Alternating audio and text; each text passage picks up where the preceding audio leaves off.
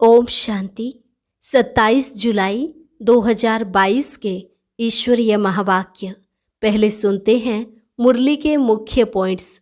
बाबा ने कहा, तुम यहाँ आए हो आसुरी अवगुणों को निकाल ईश्वरीय गुण धारण करने। ईश्वरीय गुण धारण कराने वाला है ही एक बाप। वर्षा लेने वाले बच्चों को बाप की याद में जरूर रहना पड़े। बुद्धि में रहे कि हम यहाँ बाप के पास सूर्यवंशी चंद्रवंशी स्वराज्य प्राप्त करने आए हैं। अटल अखंड पवित्रता व सुख शांति संपत्ति हमारा ईश्वरीय जन्म सिद्ध अधिकार है। तुम बच्चों को अच्छी रीति हर एक की रग देखकर ज्ञान समझाना है। रग को पूरा न समझने के कारण अच्छे अच्छे भी चले जाते हैं। जितना जितना समय बीतता जाएगा उतना ही ज्ञान भी शॉर्ट होता जाएगा। आगे चलकर सर्विस बढ़ती जाएगी। तुम्हारा धंधा ही यह है, ईश्वरीय सेवा करना, पतितों को पावन बनाना।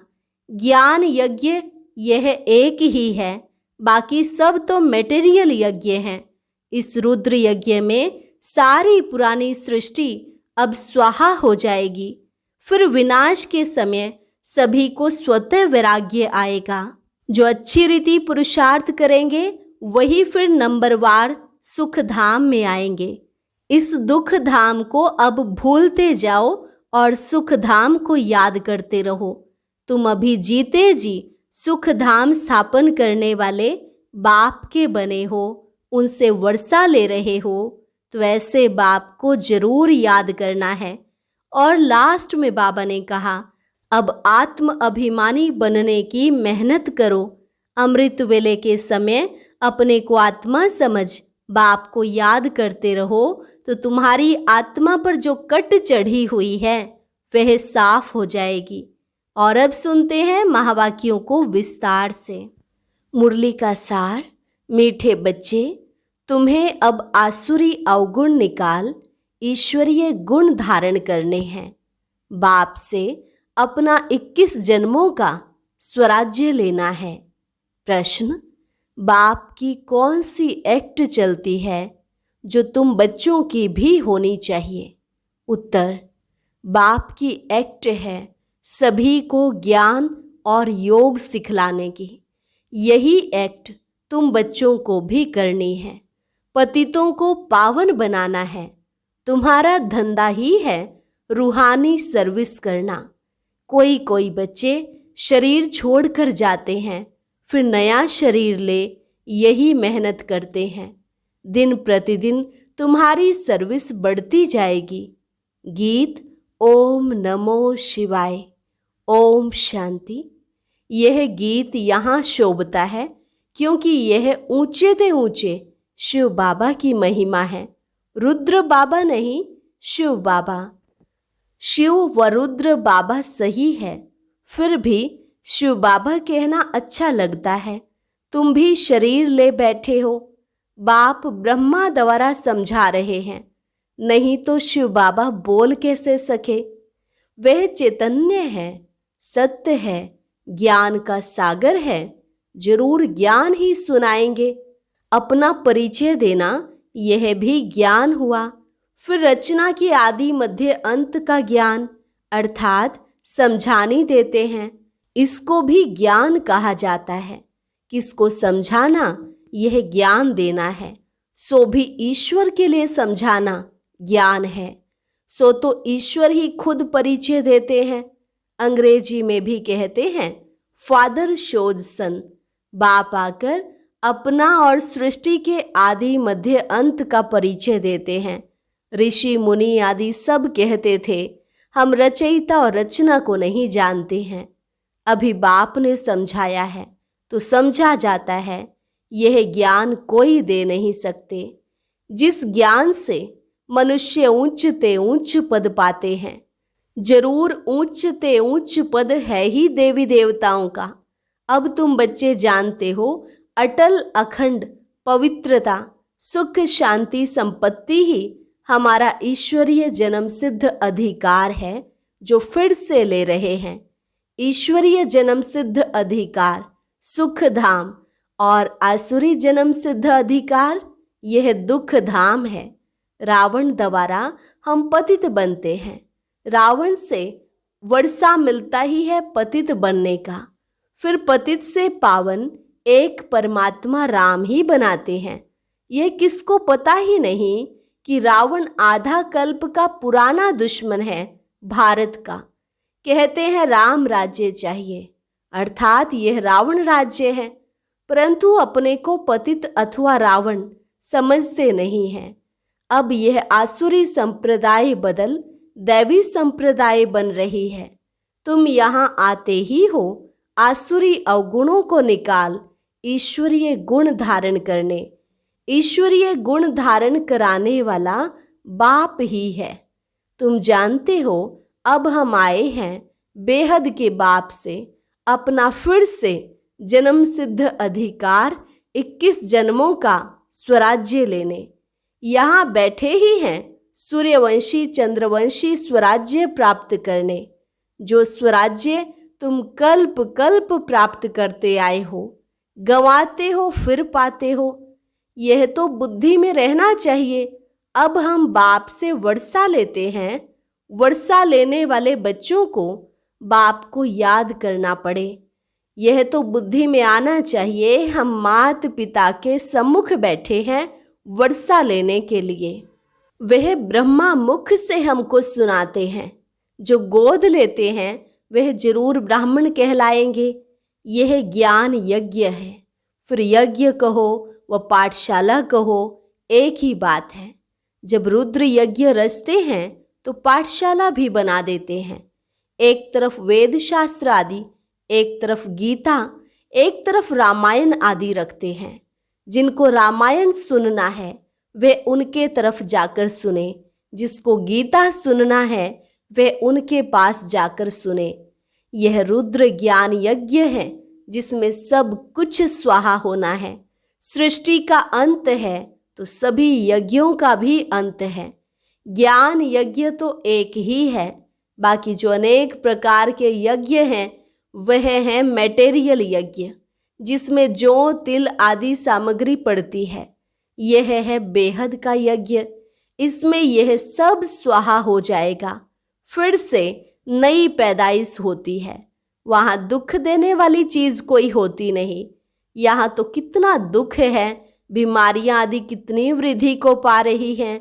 भिन्न भिन्न प्रकार के दुख रोग निकलते जाते हैं। ड्रामा में यह सब नूंद है। जैसे मनुष्य वैसे किस्म किस्म के दुख निकलते जाते हैं। इसको कहा ही जाता है दुख धाम, शोक वाटिका। मनुष्य दुखी है क्योंकि रावण राज्य है। राम राज्य में रावण होता ही नहीं। आधा कल्प है सुख धाम, आधा कल्प है दुख धाम। राम निराकार परमपिता परमात्मा को कहते हैं।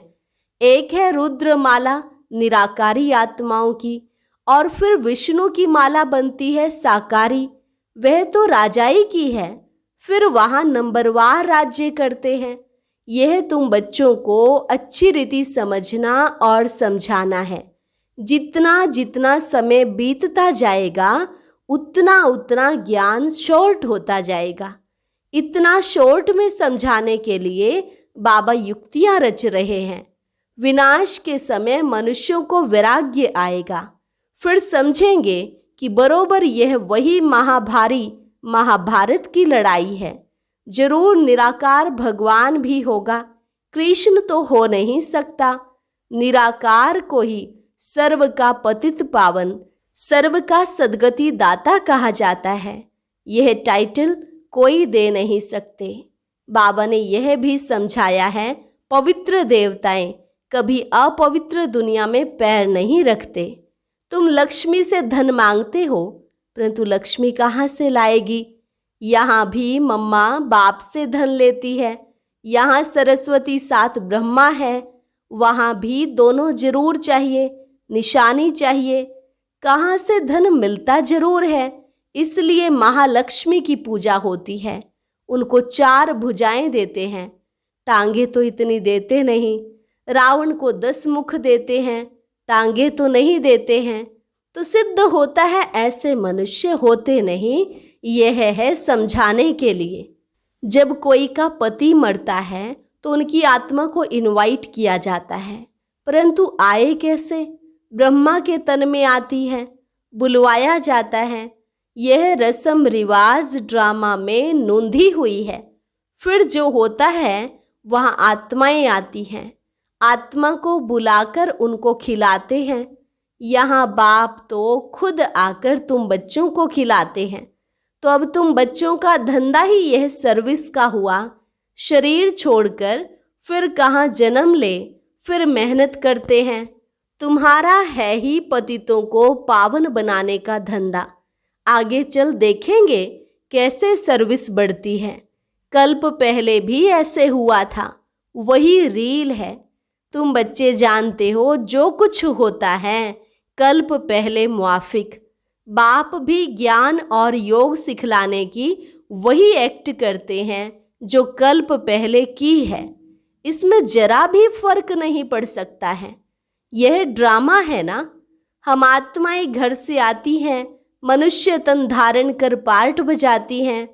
84 जन्मों को और ड्रामा के चक्र को पूरा समझाना है। और कोई जानते नहीं है, हम खुद ही नहीं जानते थे। तुमने ही कल्प पहले जाना था, अब फिर से जान रहे हो। रचयिता और रचना के आदि मध्य अंत का राज अब समझा है। तुम्हारी बुद्धि में यह रहना है, ऊंच ते ऊंच बाप है वही वर्षा देते हैं। फिर है ब्रह्मा विष्णु शंकर। ब्रह्मा द्वारा स्थापना होती है, फिर वही पालना करते हैं। विष्णुपुरी के मालिक बन। विष्णुपुरी कहो व लक्ष्मी नारायण की पुरी कहो, बात एक ही है। तुम जानते हो हम सूर्यवंशी चंद्रवंशी वर्षा बाप से ले रहे हैं 21 जन्मों के लिए। बाप कहते हैं बच्चे तुम हमारे थे, हमने तुमको भेजा पार्ट बजाने। यह भी ड्रामा में नोंद है, कोई कहा नहीं जाता है।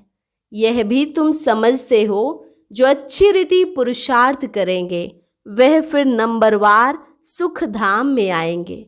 तुम याद करते हो सुख धाम को, जानते हो यह दुख धाम है, और कोई को पता नहीं है। तुम बच्चों की बुद्धि में आता है कि यह दुख धाम है। तुम सुख धाम स्थापन करने वाले बाप से वर्षा पा रहे हो। हम जीते जी उनके बने हैं। राजा की गोद लेते हैं तो समझते हैं ना हम उनके हैं।